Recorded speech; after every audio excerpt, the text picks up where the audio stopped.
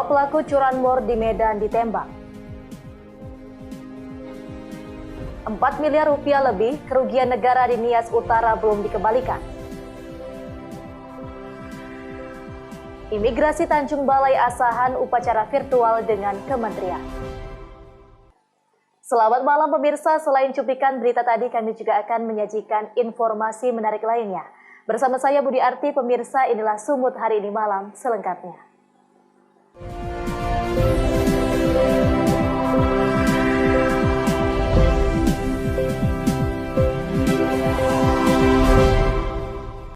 Kita ke informasi pertama, pemirsa. Dua pelaku pencurian sepeda motor yang sudah berulang kali beraksi terpaksa ditembak petugas karena menyerang saat akan ditangkap. Dari catatan kepolisian, kedua pelaku sudah 5 kali beraksi di sejumlah tempat di Kota Medan. Unit Reskrim Polsek Patumbak menangkap dua pelaku curanmor yang diketahui berinisial RA dan MK. Keduanya ditembak polisi karena berupaya menyerang petugas saat akan ditangkap.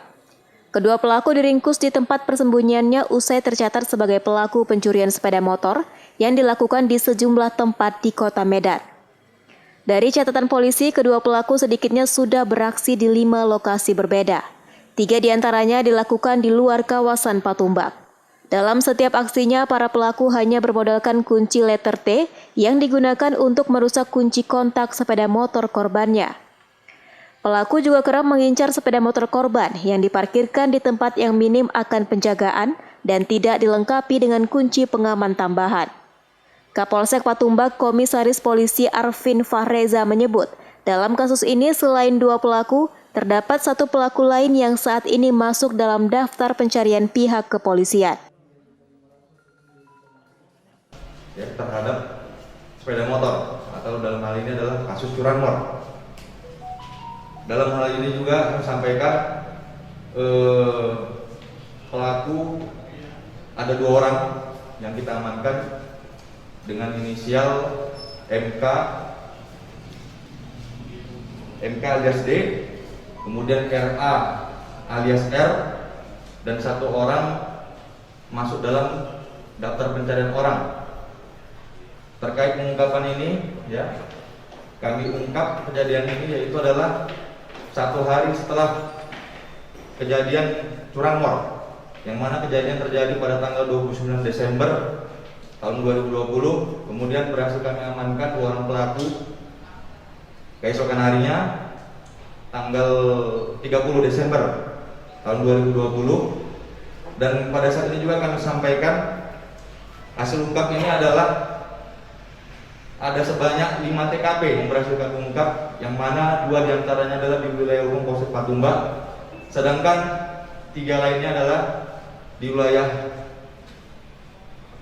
Medan Kota, ya, kemudian di Medan Baru, dan juga di wilayah Sunggal. Untuk mempertanggungjawabkan perbuatannya, kedua pelaku dijerat pasal 363 KUH Pidana tentang pencurian dengan hukuman 7 tahun penjara. Wahyu Pratama melaporkan untuk Eva Rina TV. Sementara itu, pemirsa, Satuan Reskrim Polres Pelabuhan Belawan berhasil menangkap seorang pelaku spesialis perampok supir. Selain menyita barang bukti hasil kejahatan, petugas terpaksa menembak kaki pelaku yang mencoba kabur dengan melawan petugas. Seorang pelaku spesialis perampok yang selalu beraksi di Pelabuhan Belawan bernama Rahman Safrianto merupakan warga Bagandeli berhasil ditangkap petugas kepolisian di kawasan Jalan Pelabuhan Raya, Kecamatan Medan Belawan, Sumatera Utara. Dalam aksinya, pelaku yang terkenal sadis dan tidak segan melukai calon korbannya ini selalu merampas telepon genggam milik pengguna kendaraan, khususnya mobil atau truk yang sedang melakukan parkir di jalan lintas menuju pelabuhan. Selain mengamankan pelaku dan menyita barang bukti berupa 1 unit telepon genggam dan sebilah senjata tajam yang sering digunakan pelaku, petugas juga terpaksa menembak kaki pelaku yang saat ini diboyong ke Polres Pelabuhan Belawan. Kasat Reskrim Polres Pelabuhan Belawan AKP Kadek Cahyadi mengatakan, dalam aksi kejahatan jalanan yang diketahui para pelaku berjumlah 3 orang ini, 2 diantaranya berhasil diamankan petugas. Para pelaku selalu beraksi dengan modus mendatangi truk yang sedang parkir untuk mengambil telepon genggam dengan kekerasan. Saat ini petugas masih mengejar seorang pelaku yang merupakan komplotannya. Dari Satreskrim Polres Pemelawan, kami berhasil mengamankan satu orang pelaku pencurian dengan kekerasan yang terjadi di Jalan Raya Pelabuhan, di mana sebelumnya sudah berhasil kami amankan satu orang pelaku inisial J. Selanjutnya kami amankan satu orang pelaku lagi inisial RS, yang mana mereka beraksi bersama 3 orang, satu orang lagi masih DPO, masih dalam pencarian. Untuk pelaku ini, dia modusnya mendatangi supir yang sedang berhenti, kemudian melakukan pengancaman dan mengambil barang. Di mana untuk kasus ini pelaku mengambil handphone, ya, mana handphone yang kita berhasil kita sita dari tangan pelaku, dan pelaku tidak segan-segan melakukan melukai si korban. Untuk mempertanggungjawabkan perbuatannya, pelaku terancam mendekam di teralis besi Polres Pelabuhan Belawan. Wahyu Pratama melaporkan untuk Evarina TV. Informasi lainnya, pemirsa, seorang wanita paruh baya tewas gantung diri di rumahnya. Warga Kelurahan Tombuan, Kecamatan Siantar Timur, Kota Pematang Siantar, mendadak geger menyaksikan kejadian ini.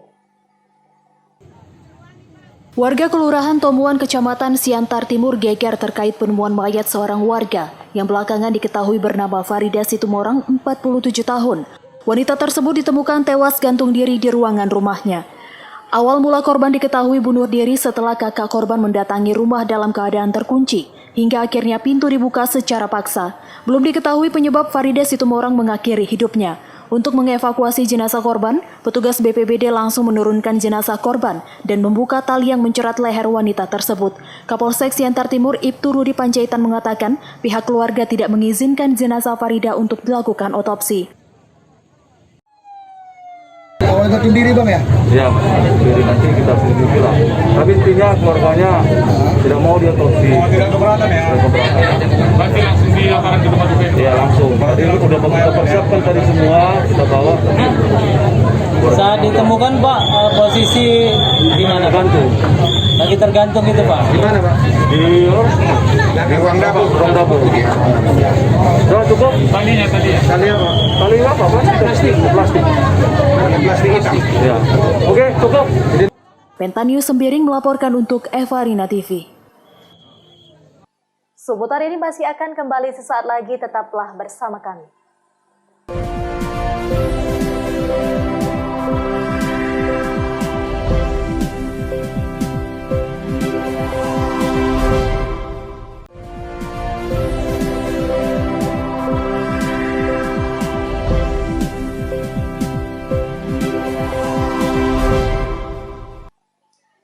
Terima kasih Anda masih bersama kami. Pemirsa, 4 miliar lebih kerugian negara di Kabupaten Nias Utara yang merupakan hasil pemeriksaan BPK RI sejak tahun 2010 hingga 2020 belum dikembalikan kepada negara melalui pemerintah daerah setempat. Semestinya kerugian negara yang mencapai 4 miliar rupiah lebih pada pelaksanaan dan pengelolaan keuangan daerah di Kabupaten Nias Utara dilimpahkan ke penegak hukum. Karena sejak Nias Utara terbentuk menjadi satu daerah otonomi baru di Provinsi Sumatera Utara tahun 2010, sampai saat ini hasil pemeriksaan BPK RI tidak ditindaklanjuti secara serius. Dari beberapa paket proyek pembangunan di Kabupaten Nias Utara dengan nilai mutu dan kualitas yang sangat diragukan, menjadi temuan kerugian negara yang seharusnya dikembalikan dalam rentang waktu yang tidak terlalu lama dan tidak bertahun-tahun. Kerugian negara yang berjumlah 4 miliar rupiah lebih itu diterangkan oleh Kepala Inspektorat Kabupaten Nias Utara, yang menurutnya dengan nilai tersebut tercatat dari tahun ke tahun sejak 2010 lalu. Tunggakan yang mencapai 4 miliar rupiah dan belum dilunasi tersebut merupakan tanggung jawab sejumlah pihak terkait, seperti rekanan proyek pengadaan barang dan jasa pemerintah, para pengelola dana desa, termasuk sejumlah pihak dari organisasi perangkat daerah. Secara keseluruhan dari tahun ke tahun barangkali tidak bisa kami urai, tapi sepengetahuan kami ada sekitar 4 miliaran lagi ya kerugian daerah yang belum dikembalikan sejak tahun 2010 kemarin, sejak berdirinya Kabupaten Utara. Di akhir-akhir ini sudah sedikit banyak sudah ditindaklanjuti, tapi temuan-temuan pemeriksaan di awal berdirinya Kabupaten Utara sampai sekarang masih belum selesai ditindaklanjuti. Jadi ya sesuai dengan ketentuan yang saya jelaskan tadi, bahwa apabila itu sudah melalui proses sidang majelis TPTBR terkait dengan temuan-temuan yang tidak ditindaklanjuti oleh para pihak, maka itu bisa kita limpahkan ke aparat penegak hukum. Sejumlah pihak yang seharusnya bertanggung jawab untuk mengembalikan keuangan negara tersebut, termasuk unsur pimpinan pemerintah daerah, abai dalam menindaklanjutinya. Hugo Manozega melaporkan untuk Evarina TV. Sementara itu pemirsa, untuk menciptakan kenyamanan kepada pejalan kaki serta keindahan wajah Kota Medan, petugas gabungan Satpol PP, TNI, dan Polri melakukan razia pedagang kaki 5 di sepanjang trotoar Jalan Setiabudi Medan, Sumatera Utara.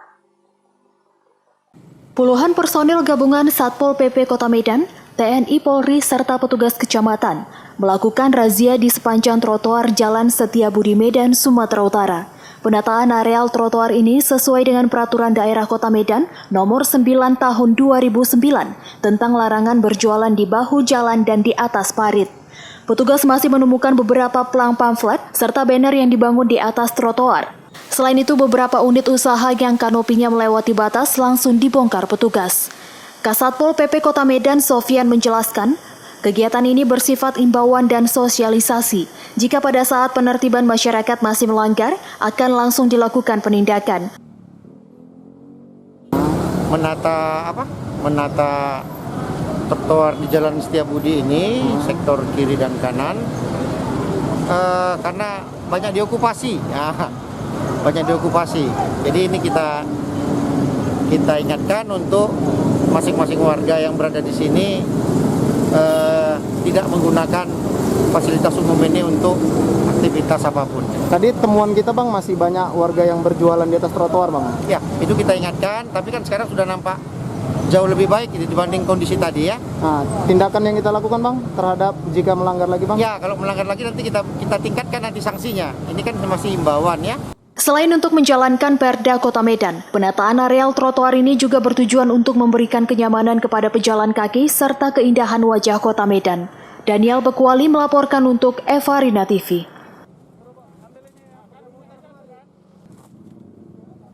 Informasi berikutnya, pemirsa, eksekusi lahan warga yang berada di hak guna usaha salah satu perusahaan di Desa Sukaraja, Simbang 4 Asahan, Sumatera Utara berlangsung ricuh. Wanita pemilik lahan menangis histeris dan anaknya menghadang alat berat usai pembacaan penetapan eksekusi oleh Pengadilan Negeri Tanjung Balai. Wanita anak pemilik lahan termohon Abdul Majid Hasibuan ini menangis histeris dan berguling di tanah usai pembacaan penetapan eksekusi oleh Panitera Pengadilan Negeri Tanjung Balai di lahan hak guna usaha PT Padasa 6 Utama. Selain itu, anak termohon yang lain nekat menghadang alat berat dan berharap eksekusi dilakukan penangguhan.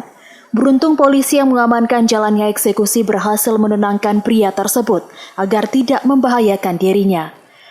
Anak termohon berharap hak dikembalikan karena selama ini mereka membayar pajak meski hanya memiliki surat keterangan tanah dari camat. Tereksekusi gimana Bang? Keberatannya apa? Keberatan kami mau kembalikan hak kami. Ini hak kami, tanah kami bayar, kami beli, kami bayar pajak. Kenapa diambil? Pengadilan Tanjung Balai tidak mau memenangkan kami. Sementara terang-terangan semua surat kami sudah sah. Kepala desa begitu juga, camat begitu juga. Ada berapa luas Bang tanah ini? 3 hektar lebih. Ini suratnya surat apa Bang? Surat camat. Kalau memang tak mampu surat camat, kenapa bisa dibeli? Kenapa dikeluarkan? Bilang ini punya PT. Sementara itu, Ketua Pengadilan Negeri Tanjung Balai Salomo Ginting mengatakan ada sebanyak 7 penetapan eksekusi lahan yang telah berkekuatan hukum tetap seluas 22 hektar.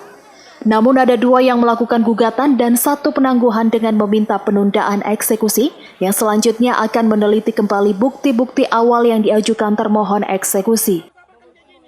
Saya selaku Ketua Pengadilan Tanjung Balai telah mengeluarkan penetapan eksekusi sebanyak 7. Yang mana 7 penetapan eksekusi ini terdapat objek-objek yang berbeda.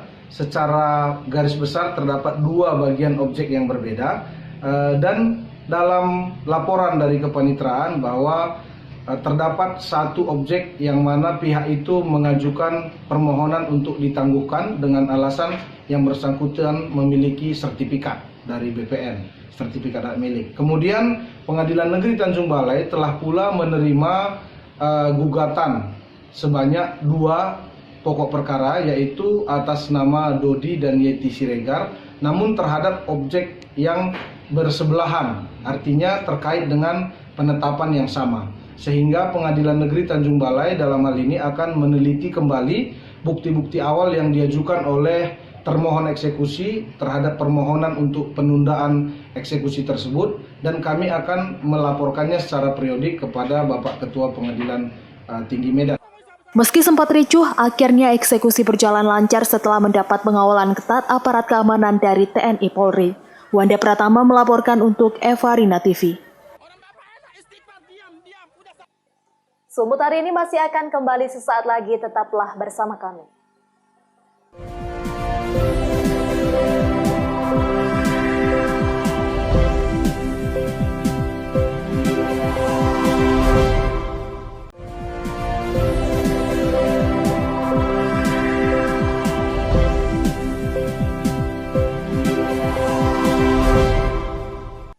Terima kasih Anda masih bersama kami. Pemirsa, Hari Bakti ke-71 tahun Kantor Kementerian Hukum dan HAM Imigrasi Kelas 2 TPI Tanjung Balai Asahan bersama staf imigrasi melaksanakan upacara bendera secara virtual yang dipimpin oleh Kepala Kantor Tanjung Balai Asahan. Kegiatan tersebut menerapkan protokol kesehatan. Kantor Kementerian Hukum dan HAM Imigrasi Kelas 2 TPI Tanjung Balai Asahan, Sumatera Utara menggelar upacara secara virtual dalam rangka Hari Bakti Imigrasi ke-71 tahun yang jatuh pada 26 Januari 2021. Upacara Hari Bakti Imigrasi ke-71 tahun dilaksanakan secara sederhana di Taman Imigrasi Kelas 2 TPI Tanjung Balai Asahan bersama Kementerian Hukum dan HAM Pusat. Kegiatan ini menerapkan protokol kesehatan COVID-19. Ini adalah Hari Bakti Imigrasi tanggal 26 Januari tahun 2021. Imigrasi berulang tahun ke-71. Dalam acara ulang tahun ini kita adakan dengan sederhana, dengan menekankan protokol kesehatan. Jadi kita melaksanakan upacara dalam bentuk daring dengan kantor pusat imigrasi di Jakarta. Tema untuk ulang tahun imigrasi kali ini adalah imigrasi bersatu dalam jarak menuju Indonesia maju. Itulah tema untuk ulang tahun imigrasi di tahun 2021 ini. Wanda Pratama melaporkan untuk Eva Rina TV. Pemirsa, dalam rangka pembukaan Grand Launching Sekolah Sepak Bola Putra Bahari, Pangkalan TNI Angkatan Laut Tanjung Balai Asahan melaksanakan pertandingan persahabatan antara Forkopimda Tanjung Balai dengan PSMS Medan di Stadion Asahan Sakti Kota Tanjung Balai, Sumatera Utara. Dalam rangka pembukaan Grand Launching Sekolah Sepak Bola Putra Bahari, Pangkalan TNI Angkatan Laut Tanjung Balai Asahan melaksanakan pertandingan persahabatan di Jalan Pahlawan, Kelurahan Pantai Burung, Kecamatan Tanjung Selatan. Pembukaan Grand Launching Sepak Bola Putra Bahari dilaksanakan di Stadion Asahan, Kota Tanjung Balai, Sumatera Utara. Acara pertandingan persahabatan diikuti Forum Koordinasi Pimpinan Daerah Tanjung Balai dengan PSMS Medan. Dan Lanal Tanjung Balai Asahan Letkol Laut Robinson Hendrik Edwiori mengatakan, Sekolah Sepak Bola Bahari dibentuk agar melahirkan generasi sepak bola baru dan warga Tanjung Balai terbebas akan narkoba. Peresmian Sekolah Sepak Bola Putra Bahari yang di bawah binaan Lanal Tanjung Balai Asahan. Tujuannya sendiri Pak apa nih Pak? Tujuannya yang pertama, sepak bola itu olahraga masyarakat, ranking tertinggi di dunia. Saya rasa kalau dibawa ke Balai Tanjung Balai ini akan lebih bisa mengguyupkan masyarakat. Pertama itu, yang kedua ingin menggali potensi-potensi yang ada di tanah air, khususnya di Tanjung Balai. Dari 270 juta penduduk Indonesia, saya yakin ada 18 yang terbaik yang bisa kita naikkan ke kancah internasional. Apa harapannya Pak Komandan? Harapannya tadi satu, yang pertama masyarakat lebih terarah, terutama kaum pemuda lebih terarah kegiatannya ke arah yang positif, terus membina prestasi, kemudian ingin menggali potensi yang ada di Tanjung Balai, khususnya bagi para pemuda-pemuda kita. Pertandingan persahabatan Forkopimda Tanjung Balai dengan PSMS Medan kedudukan berakhir dengan skor 1-4. Wanda Pratama melaporkan untuk Evarina TV. Pemirsa, demikianlah rangkaian informasi dalam Sumut hari ini malam. Saya Budi Arti mewakili kerabat kerja yang bertugas pamit undur diri. Terima kasih atas kebersamaan Anda dan sampai jumpa.